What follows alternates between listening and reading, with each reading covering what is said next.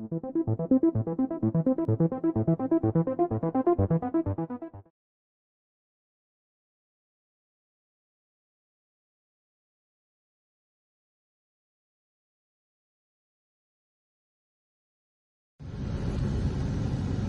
this is your boy Miguel from the Mobile Mechanic 757. You know how to get down. I'm in a Toyota. What year is this, ma'am?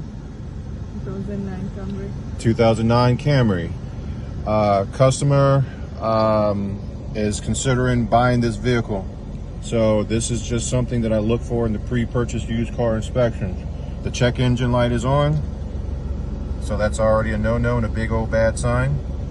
So also I'm going to show you how to check the condition of your engine if you do not have a fancy diagnosing machine. This diagnosing machine will be in the description when this video comes out if you wish to buy it. So she has 250,000 miles on this vehicle. So one of the things I do besides looking at the mileage, I let the car warm up as it already is. It's very simple. This works on all cars of any make, model, brand, and year. All you have to do is come right over here. I've already heated the car up, and as you can see, there's some kind of oil leak. I don't know what that's going on. But this is a pre-purchase inspection, and all you have to do is take off your oil cap.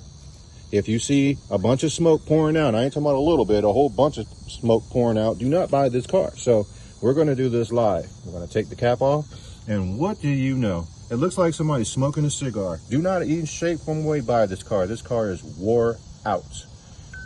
The rings and all that other good stuff is a matter of time, and this is not a longevity car in any shape from away or worth anything that they're asking for. This is just a pre-purchase used car inspection tip, but you don't even need anything except your eyes.